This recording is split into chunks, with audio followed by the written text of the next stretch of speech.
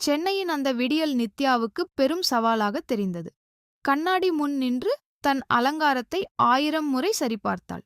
அம்மா, இந்த புடவை ரொம்ப ஃபார்மலா இருக்குமா என்று கேட்டாள். சாரதா சமையலறையிலிருந்து கத்தினாள். நித்யா, உன்னோட திறமை உன் கையில இருக்கு, கட்டிக்கிற துணியிலல்ல, சீக்கிரம் கிளம்பு. நித்யாவின் தந்தை ராகவன் குறுக்கிட்டு, அவள் ஒரு பெரிய டிசைனிங் நேர்முகத் தேர்வுக்குப் போகிறாள், அவளுக்குத் தெரியும் எது அழகு என்று. நித்யா, நீ கலக்கு என ஊக்கப்படுத்தினார்.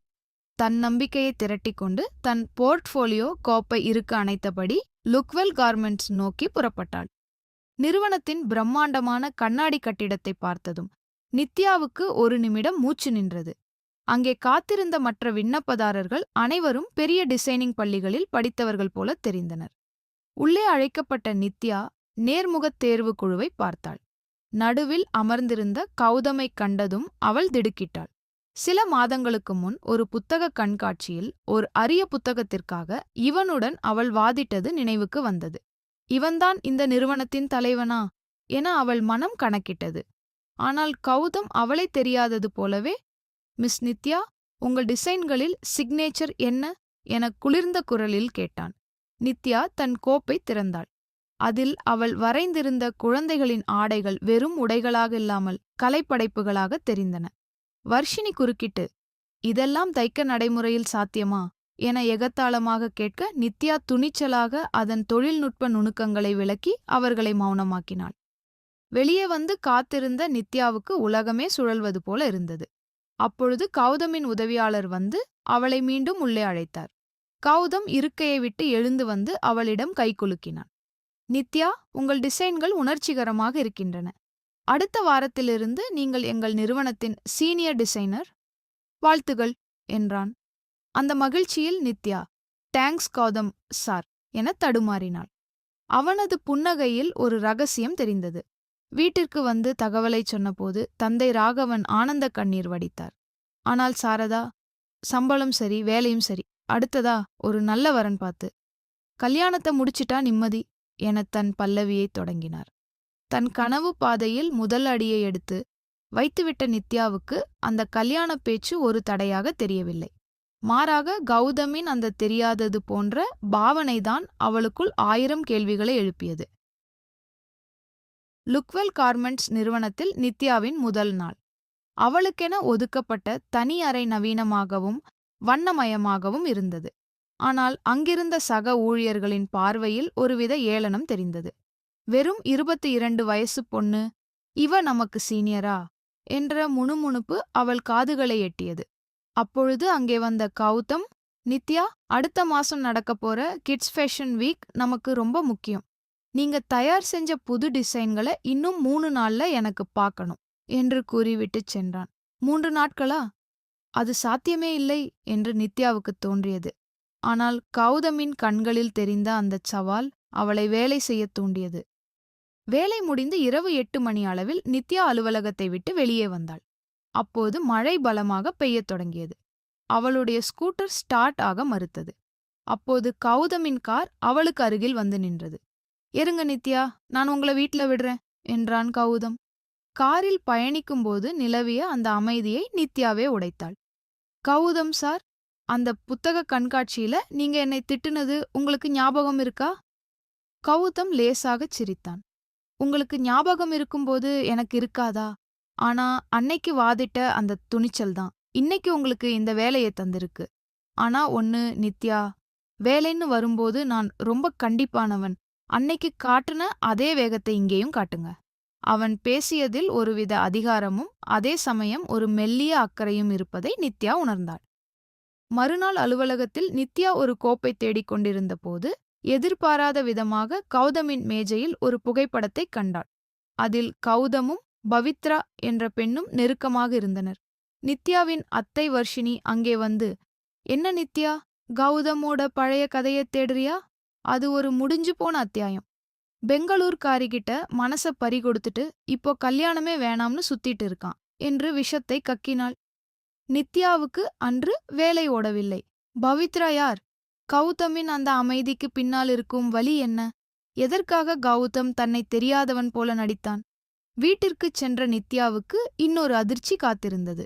அவளுடைய அம்மா சாரதா ஒரு புகைப்படத்தை காட்டி, நித்யா, இந்த மாப்பிள்ளைய பாரு, நம்ம சொந்தத்துல தான். உனக்கு இந்த வேலை கிடைச்சதுல அவங்களுக்கு ரொம்ப சந்தோஷம் என்றார்.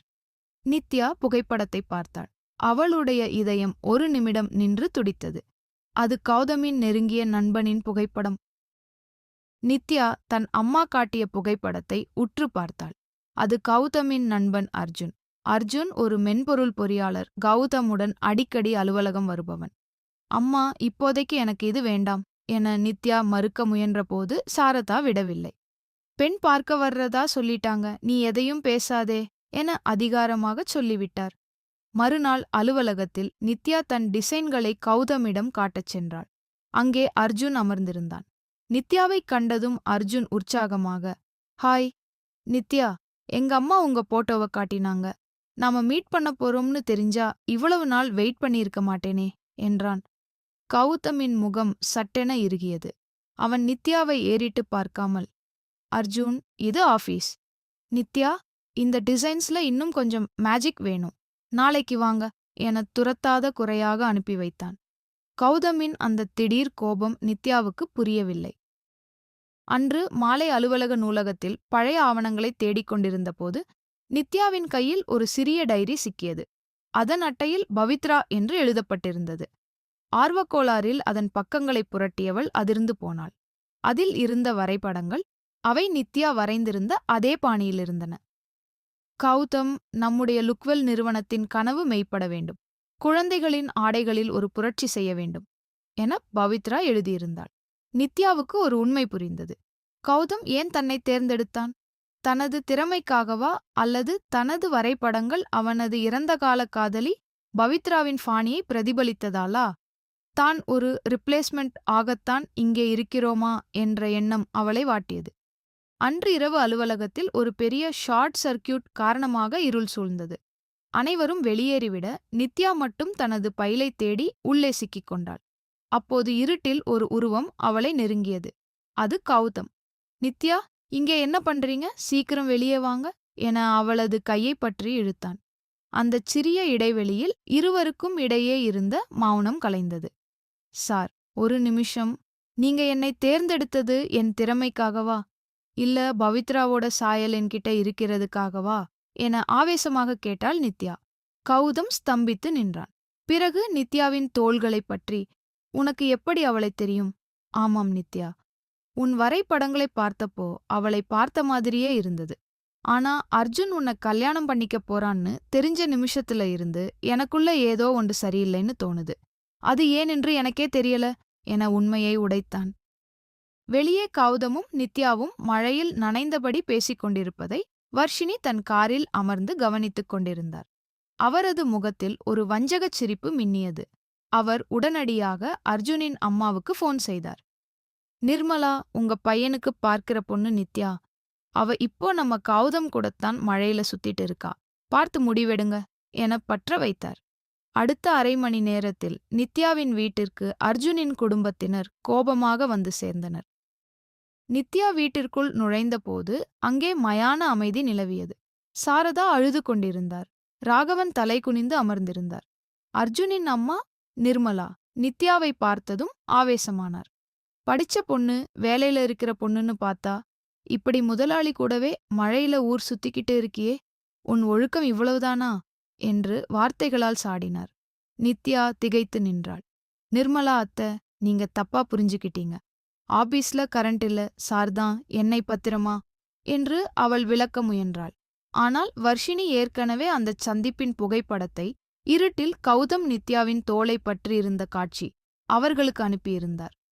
இனிமே இந்தச் சம்பந்தம் வேண்டாம் என்று கூறிவிட்டு அர்ஜுன் குடும்பத்தார் வெளியேறினர். அர்ஜுன் மட்டும் நித்யாவை ஒருமுறை பரிதாபமாக பார்த்துவிட்டுச் சென்றான். ராகவன் நித்யாவிடம், இனிமே நீ அந்த வேலைக்கு போக வேண்டாம் நித்யா, நமக்கு கௌரவம்தான் முக்கியம் என்று தீர்க்கமாகச் சொல்லிவிட்டார்.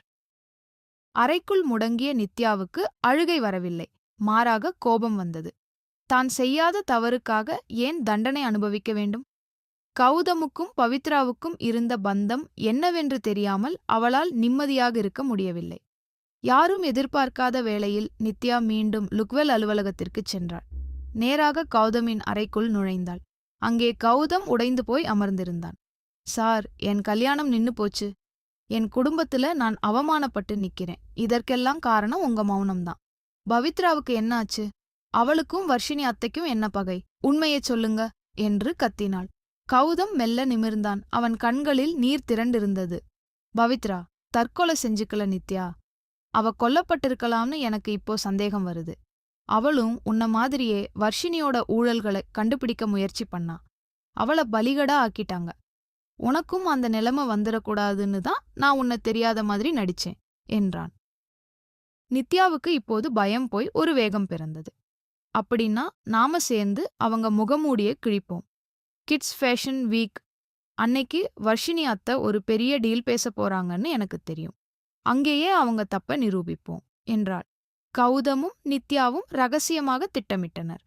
அலுவலகத்தில் இருவரும் எதிரிகள் போல நடித்துக்கொண்டே பின்னணியில் வர்ஷினியின் சட்டவிரோத பண பரிமாற்றங்களைச் சேகரித்தனர்.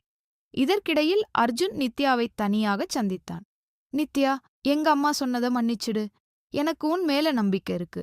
கௌதம் எதையோ மறைக்கிறான், அவன்கிட்ட ஜாக்கிரதையாரு என்று எச்சரித்தான். நித்யாவுக்கு இப்போது குழப்பம். யாரை நம்புவது? கௌதமையா அல்லது அர்ஜுனையா?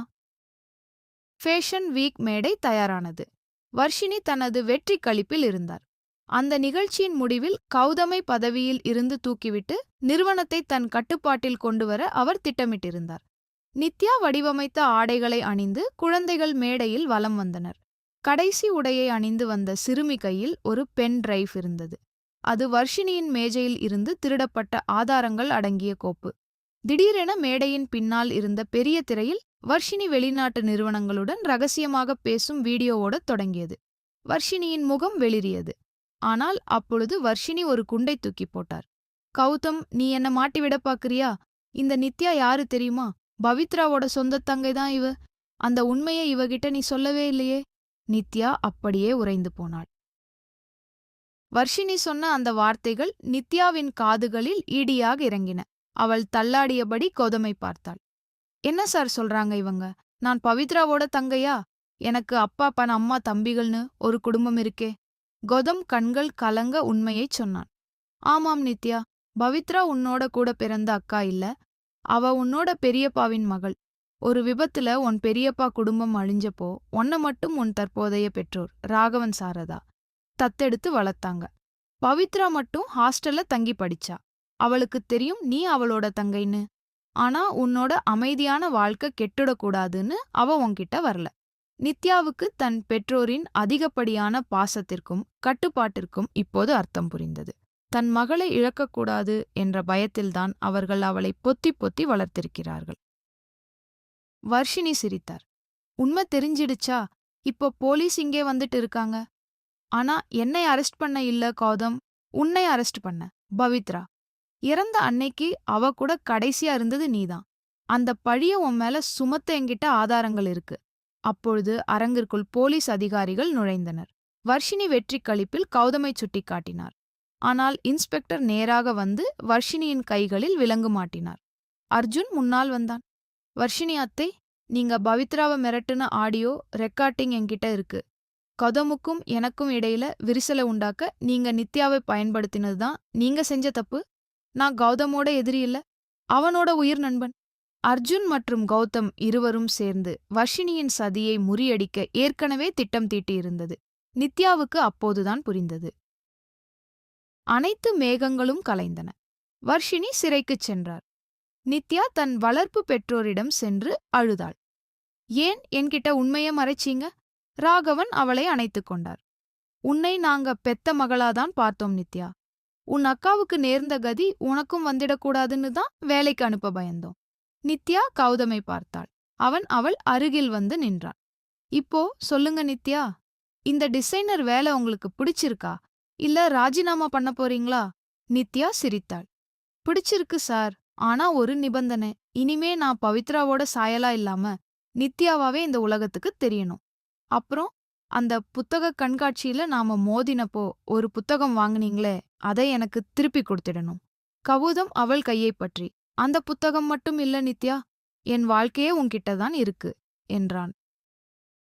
சில மாதங்களுக்குப் பிறகு லுக்வெல் கார்மெண்ட்ஸ் சர்வதேச அளவில் புகழ்பெற்றது. நித்யா வடிவமைத்த ஆடைகள் உலகம் முழுவதும் விற்பனைக்குச் சென்றன. மேடையில் நித்யாவும் கௌதமும் நிற்க கீழே அர்ஜுன் தன் குடும்பத்துடன் அமர்ந்து கைதட்டிக் கொண்டிருந்தான். நித்யாவின் தம்பிகள், எங்க அக்கா உலகத்திலேயே பெஸ்ட் டிசைனர் என்று கத்திக் கொண்டிருந்தனர். நித்யா கௌதமின் காதில் மெல்லச் சொன்னாள், அம்மா, இன்னைக்கு தலைக்கு ஷாம்பு போடச் சொன்னாங்க, நான் கேட்கல. இப்போ முடி கலைஞ்சிருக்கா? கௌதம் அவளை காதலோடு பார்த்து, உன் திறமை உன் கூந்தல்ல இல்ல நித்யா, உன் தன்னம்பிக்கையில இருக்கு. நீ எப்பவுமே அழகுதான் என்றான். கதை முற்று பெற்றது. இக்கதை பிடித்திருந்தால் லைக் அண்ட் ஷேர் பண்ணுங்கள். எமது சேனலை சப்ஸ்கிரைப் பண்ணாதவர்கள் சப்ஸ்கிரைப் பண்ணுங்கள். மீண்டும் அடுத்த கதையில தொடர்கிறேன். நன்றி.